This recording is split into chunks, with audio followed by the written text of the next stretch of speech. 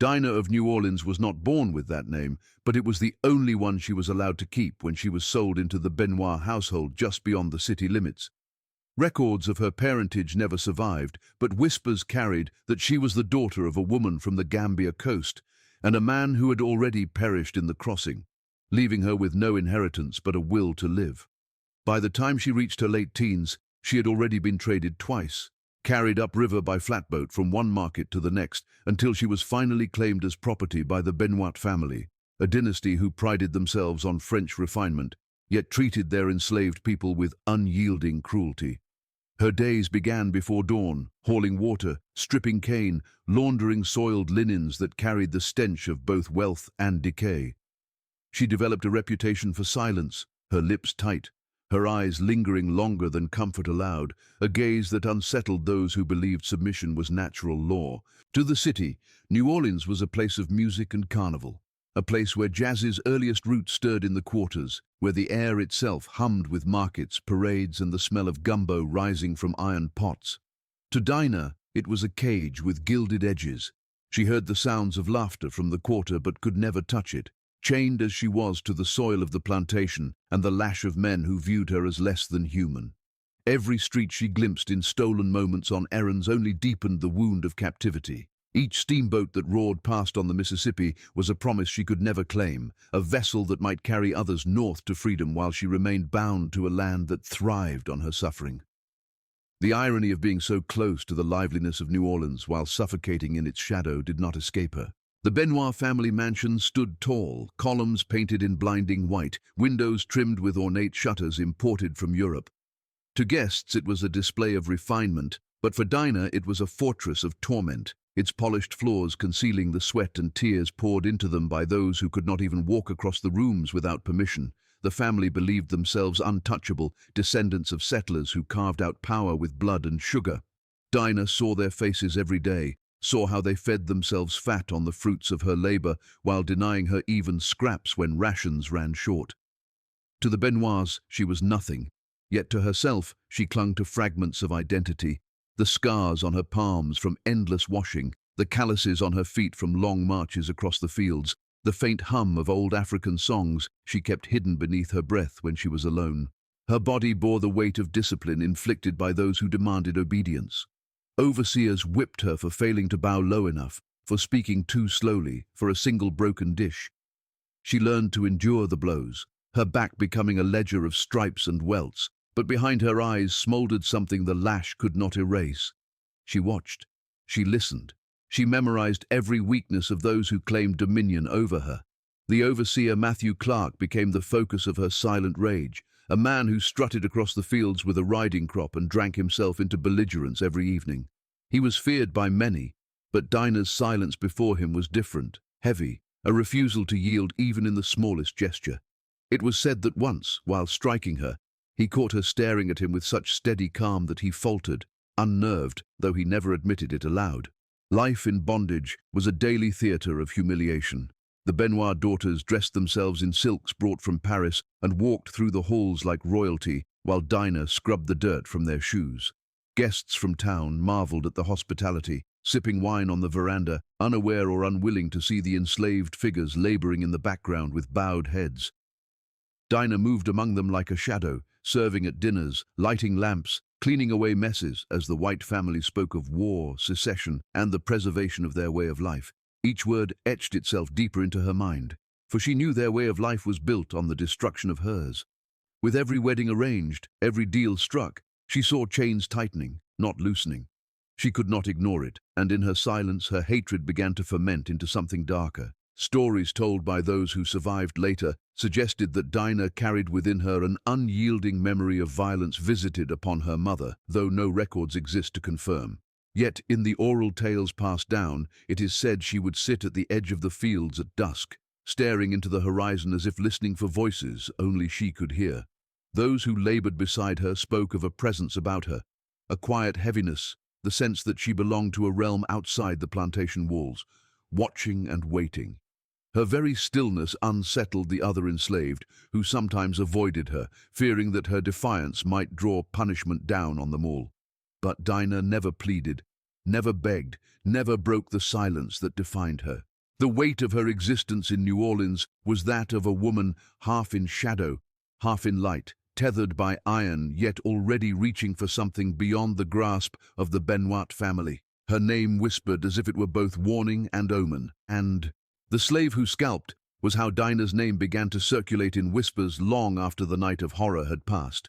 A title not written in ledgers, but carried through rumor, fear, and hushed retellings in the corners of taverns. To understand how such a name attached itself to her, one must first understand the slow grind of cruelty that shaped her rage. Overseer Matthew Clark ruled with a fist of iron and a whip stained with blood, a man whose authority extended even beyond the fields into the intimate corners of the enslaved quarters. He imposed terror not simply as punishment but as a ritual, an assertion that broken bodies kept the system alive. The slaves feared his boots on the porch at night, feared his breath in the doorframe, feared the silence that followed after he dragged someone into the darkness. Dinah endured him for years, the scars on her body mapping each encounter like lines on parchment, but her mind carried another record entirely, one that tallied every humiliation with a patience that would one day erupt. The practice of scalping was not common in the Deep South plantations, but it was a method remembered from older conflicts, a mark of dishonor reserved for enemies whose dignity was meant to be stripped along with their flesh. When Clark was found in the stable, his body unrecognizable to all but the overseer's own deputy, it was the missing crown of hair and the bloody arc across his skull that stunned those who discovered him. A sickle blade, small enough to conceal but sharp enough to slice through skin, had been wielded with a precision that suggested not frenzy but intent. That detail spread faster than the death itself, for it carried the weight of ritual, a symbolic reversal of power. To the Benoit family, it was not just murder, it was a humiliation, a stain across their household that could not be washed away with lime or buried beneath the dirt. Dinah's name was uttered almost immediately, though no one claimed to see her in the act. Her absence after the bloodshed was enough to seal the judgment, and the whisper of the slave who scalped became both accusation and legend. Yet the violence was not merely an act of killing, but of reclamation. For years, Clark had used his hands to pull hair, to drag women by their braids across the ground as he laughed. For Dinah to tear from him the very thing he once used as a grip was to return his cruelty in kind. The scalp, missing when the body was discovered, was never found, and some swore that she carried it with her into the swamps as a trophy or a warning. Others whispered she left it nailed to the rafters of the slave quarters, though no proof was ever uncovered. The terror of the act spread quickly through the enslaved community, who understood its meaning more deeply than the white household dared admit. Among them, scalping became less a tale of savagery and more one of defiance, a story that said chains could be broken and fear could be turned back upon those who inflicted it.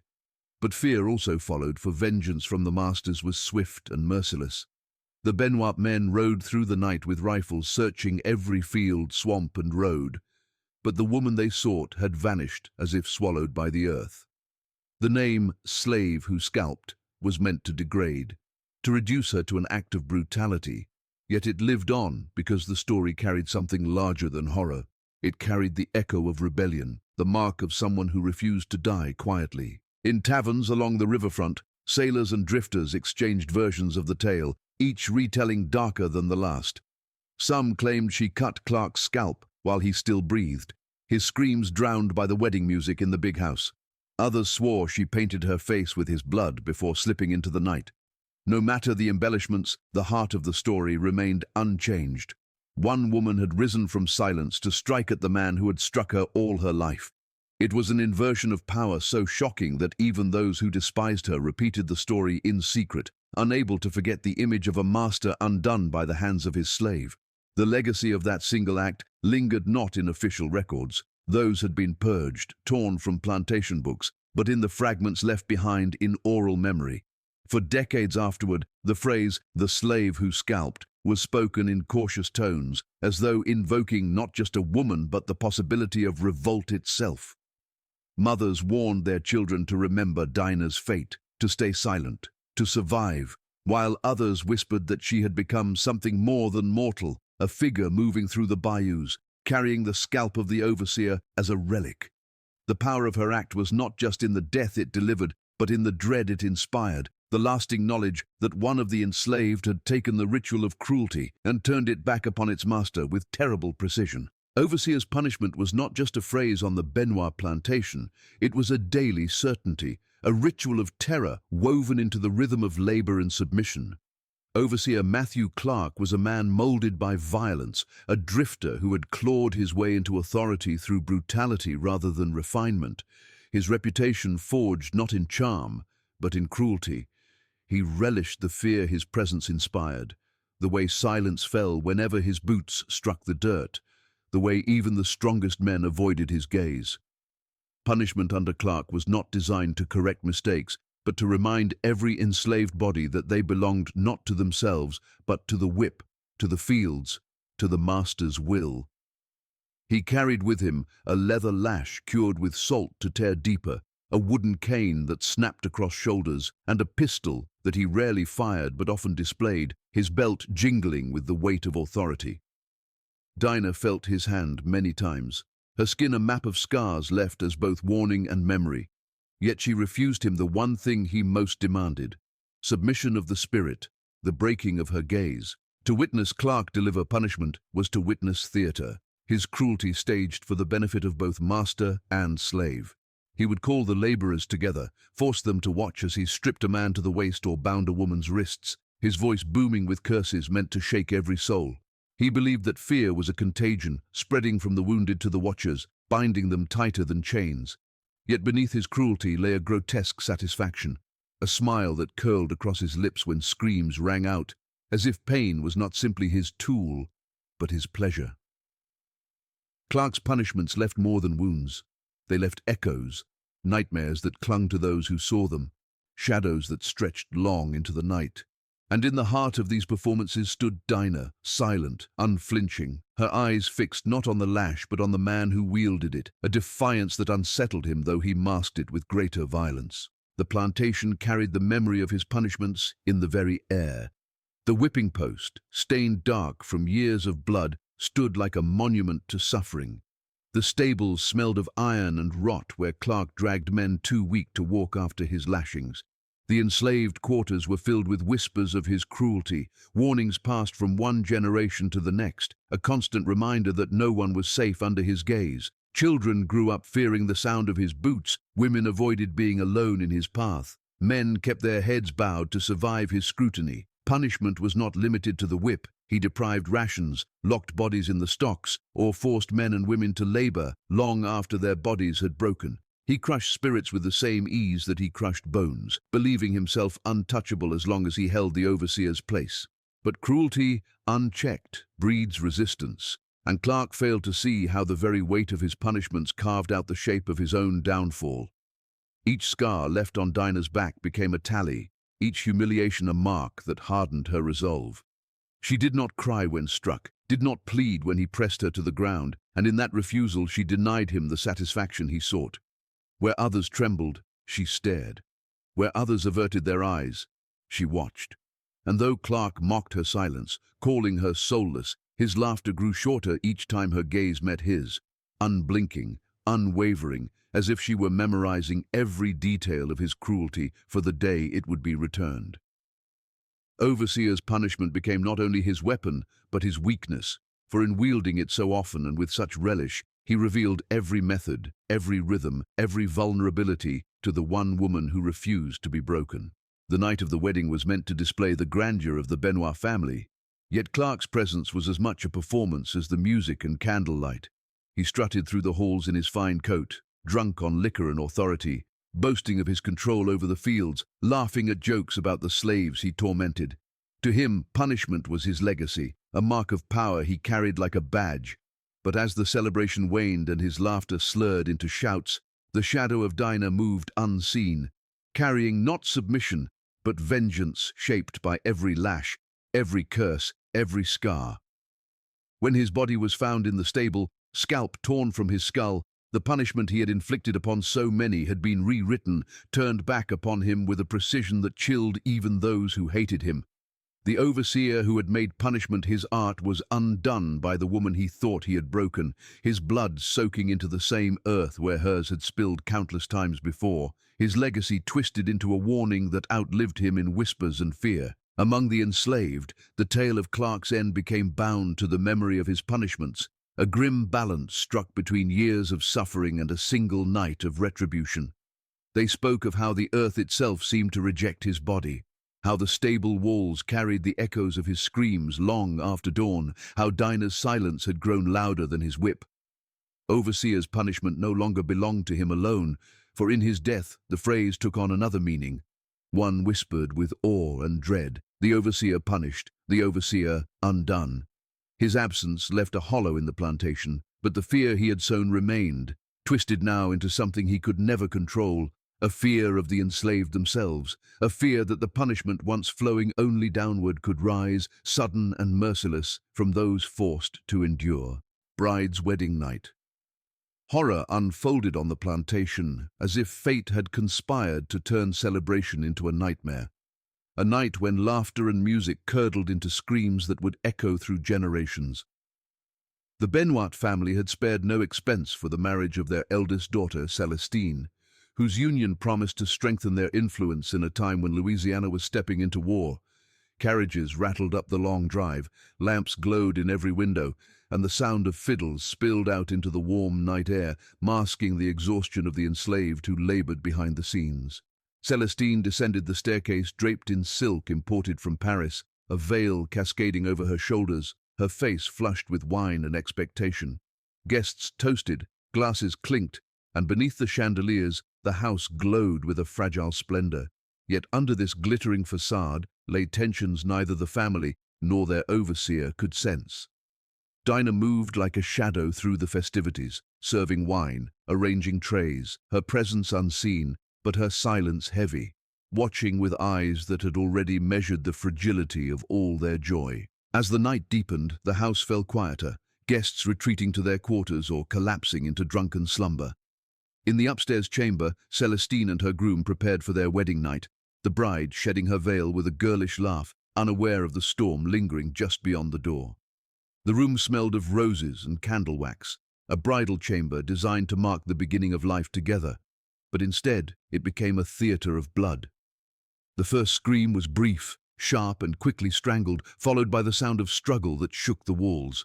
When the door burst open, what was revealed inside froze even the most hardened witnesses. Celestine lay on the bed, her wedding gown soaked in crimson, her veil torn into strips, her hair hacked away with a violence that seemed almost ceremonial. Her face, once admired by the gathered guests, had been mutilated so brutally that some turned away, unable to recognize the features that hours earlier had smiled beneath candlelight. The groom lay unconscious at the foot of the bed, sprawled in drunken stupor, spared by accident rather than intention. The horror of that scene was magnified by its timing, the irony of innocence corrupted on a night meant to symbolize purity and union. Among the whispers that followed, many claimed that Dinah herself had been seen near the chamber, slipping through the dark halls with something glinting in her hands. Others swore she left no footprints, that she moved as though carried by rage alone. The veil, shredded and bloodied, became a cursed relic in the family's memory, hidden away so that no trace of that night could contaminate future celebrations. The mutilation of the bride's hair was the most chilling detail to linger in whispers, for in plantation culture hair was a symbol of beauty, status, and power. To strip it away so violently was to defile not just the body, but the very image of the Benoit family's pride. It was as though Dinah had carved her vengeance into the most sacred ritual the household held dear, turning the sanctity of a wedding night into a spectacle of terror. 1861. Plantation violence was more than a single night of blood. It was the culmination of years in which cruelty had been the unspoken law of life in the South, and nowhere was that truth clearer than in the Benoit estate outside New Orleans. The plantation thrived on cane and cotton, its wealth built on the backs of men and women who worked from before sunrise until exhaustion brought them to their knees. Overseers barked commands, whips cracked in the air, and punishment became so common that cries of agony blended with the rustle of fields, as though the land itself had learned to absorb suffering. Violence was not a breakdown of order, It was the order, the mechanism by which profit was secured and obedience extracted. Each scar was a ledger entry, each body reduced to an account of labor and pain. Dinah had lived in this machinery since youth, her very existence measured in how much she could endure, and in that measure she learned the hidden truth. Violence was the only language the Benoit family truly spoke. The year 1861 marked a threshold for the South. Louisiana's secession from the Union brought with it both celebration and unease, and plantations like the Benoit estate braced themselves for uncertainty. The masters cloaked their fears with talk of honor and destiny, while in the quarters those bound in chains whispered of escape, rebellion, or death. The violence of the plantation intensified as suspicion grew. Overseers lashed harder, masters tightened control, and each rumor of revolt was met with cruelty so severe that bodies lay broken in the fields as warnings. Dinah witnessed these punishments unfold with chilling regularity. Men flogged until they could not rise, women forced into silence beneath the overseer's boots, children beaten for failing to haul burdens far beyond their strength. Plantation violence was not hidden, it was staged, performed as theater, so that fear would ripple outward, keeping the enslaved in their places. Yet for all its spectacle, it also bred something dangerous, a quiet rage that no lash could erase. In the Benoit household, violence seeped into the walls of the great house as much as it did the fields. Clark, the overseer, carried his cruelty indoors, dragging servants by their hair, striking them with fists, mocking their pleas. The family looked away or laughed, complicit in the brutality that sustained their wealth. Celestine, the daughter soon-to-be bride, grew accustomed to her meals being served by trembling hands, her laughter ringing as though suffering were invisible. Yet even she was not beyond the reach of violence, for in that system it was not only the enslaved who became victims. When Dinah struck back, when blood stained the silk of the bridal chamber, the family realized that the cruelty they had cultivated had circled back to devour them. Plantation violence was not a one-direction flow of power, it was a furnace, and every lash, every scream, every humiliation only stoked the fire higher until it finally spilled over. The architecture of that violence was visible in every corner of the estate. The whipping post stood like a monument in the yard, its wood cracked and darkened by years of blood. The fields bore witness to men collapsing from sunstroke, driven to labor even as their bodies failed. In the quarters, silence settled over bruised skin, mothers trying to soothe children scarred before they had even grown into adults. Each building was both workplace and prison, and every nail in the Benoit mansion gleamed with the labor of the enslaved whose bodies were broken to erect it. Dinah had scrubbed those floors with bleeding hands, carried water until her shoulders ached, listened to the laughter of her oppressors echo through walls that seemed to mock her suffering. The plantation was a theater of cruelty, and she was forced to play her role day after day until the night came when she tore through the script. The violence of 1861 was not only physical but psychological, a slow erasure of self that left many hollowed out, stripped of family ties, language, and dignity. Dinah resisted this erasure with her silence, her refusal to bow her spirit even when her body bore the whip's kiss. Each punishment meant to break her, instead carved deeper resolve. Each humiliation hardened the steel within her chest. The Benoit family mistook her stillness for submission, failing to see that their violence had been teaching her, shaping her understanding of how fear could be wielded. She memorized the patterns, the rhythms of cruelty, and when she struck, she used that very knowledge against them.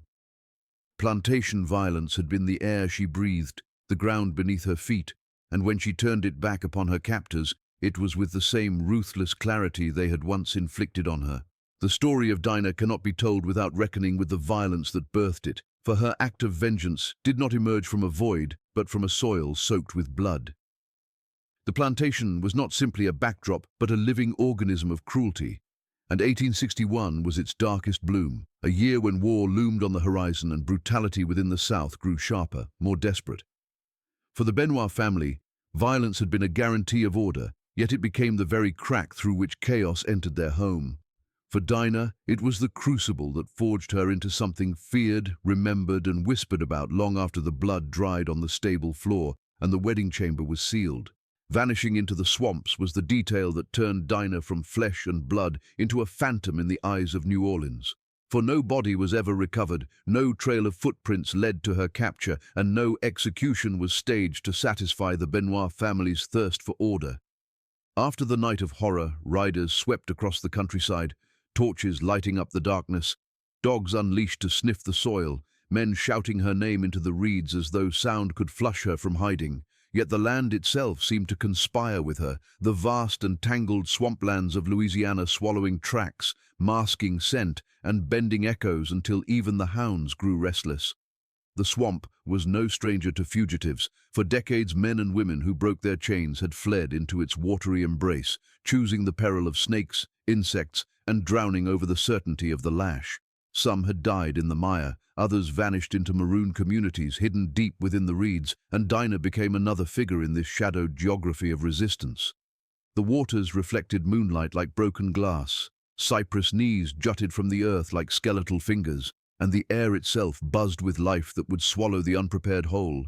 Yet in that wilderness, Dinah was never found, her absence fueling a legend that outlived the search. The Benoit men returned with their clothes soaked, their tempers frayed, and their pride broken, for no overseer's authority nor planter's wealth could drag Dinah from the swamp's grip.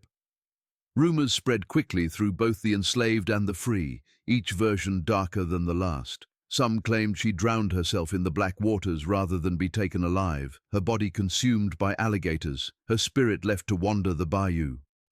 Others whispered that she had been welcomed into maroon settlements hidden deep beyond reach, where escaped slaves carved out fragile lives of freedom, building huts on stilts and cultivating the land in secrecy. There were even tales that she struck bargains with the swamp itself. Her silence transformed into communion with the wilderness, a pact that ensured no man could ever seize her again. Each theory carried its own weight, and each one kept her alive in imagination, even as her physical form slipped from the grasp of history. The swamps around New Orleans were more than landscape. They were a labyrinth that blurred the line between the living and the dead. Those who ventured too far told of ghostly lights flickering in the fog, of voices rising from unseen mouths, of footsteps that vanished into sudden silence. Into this setting, Dinah's story dissolved, her figure merging with the shadows, her footsteps mingling with the water's ripple. Hunters swore they glimpsed her figure at dawn, a woman with hair bound in cloth moving silently through the cypress, watching with eyes that froze them in place before vanishing once more. Dockworkers whispered of a figure in red seen near the riverbanks, her gaze cold, her face partly hidden. For the Benoit family, these stories were curses that spread through their halls, each sighting reopening the wound of humiliation they sought desperately to conceal. The missing scalp of the overseer never recovered, only added to the mystery, as though she carried it with her into the swamp as proof of her vengeance, a relic of defiance bound forever to her fate. Among the enslaved, Dinah's vanishing became a story of hope as much as fear. Mothers whispered to their children that she lived on, that she had beaten the chains, that the swamp had crowned her queen of its hidden paths. Men told each other in secret that if Dinah could escape, then so might they, that the overseer's whip was not the final word, that freedom, however perilous, was possible if one dared the waters. Yet alongside hope was unease, for her violence was as terrifying as it was inspiring, a reminder that vengeance carried blood with it, and the path she walked was not gentle but carved in flesh. Still, her absence from the plantation became a kind of presence, her name a warning to masters and a spark for the enslaved, proof that the order of 1861 could be broken, even if only by a single woman's defiance. For years after the wedding night, stories continued to surface. A fisherman swore he saw a woman fitting Dinah's description on a foggy morning near the bayou, her hands red as though freshly stained. A merchant in the French Quarter claimed she approached him silently, traded coins for cloth, and vanished before he could ask her name. Sailors along the Mississippi told of a woman boarding a steamboat in disguise, her eyes fixed forward as though the river itself were guiding her away. None of these accounts could be proven, yet each retelling ensured that Dinah remained alive, suspended between fact and myth. To those who sought certainty, the swamp denied it, offering only whispers and glimpses, the same silence Dinah herself had embodied throughout her life. The legend of her vanishing carried power far beyond the plantation. For the Benoit family, it was a scar they tried to bury by erasing records, silencing servants, and sealing rooms that still smelled of blood. For New Orleans, it was a story repeated in taverns and alleyways, embroidered with fear, awe, and superstition. For the enslaved, it was proof that even in the heart of brutality, one could vanish into the swamp and never return, leaving behind not a body, but a legend. Dinah's disappearance was not absence, but transformation, the swamp itself becoming her ally, her cloak, her grave, or her throne, depending on who told the story and how much they feared her gaze in the mist. The haunting legacy of Dinah lingered long after the screams of that wedding night had quieted. For history in New Orleans was never written only in ledgers or sermons, but in shadows, in whispers passed from mouth to mouth, in ghost stories told over dim lamps, and in sermons where the preacher's voice cracked with warning. In the years following 1861, when the war came and fire swept through the South, the tale of the woman who scalped the overseer and the bride refused to fade. Instead, it deepened like a scar that would not heal. Dinah's name was spoken carefully, almost reverently, not in celebration, but in fear, a reminder of what could happen when the order of slavery split open under its own weight. The Benoit family never fully recovered from the scandal, their fortunes dwindling, their halls echoing with absence. Their wedding night turned into an emblem of doom that no amount of wealth or French finery could erase. Children born after that bloody year were hushed when they asked about the locked rooms, told only that sin brings punishment, and that certain names were not to be spoken after dark, yet the silence only gave her ghost more power. The legend of Dinah was not contained within the plantation. It seeped outward into the streets of New Orleans, winding itself into the fabric of a city that thrived on stories as much as trade. Dockworkers in the French Quarter muttered of a black figure drifting along the wharves, her eyes like coal and her hair wrapped tight, the same woman some swore had been lost in the swamps.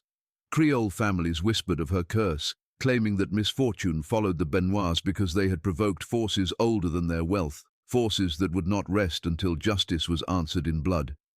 The enslaved spoke of her around the fire at night, telling children that Dinah had not died, but watched them still, that her silence meant she was listening, and that her vengeance was not yet complete.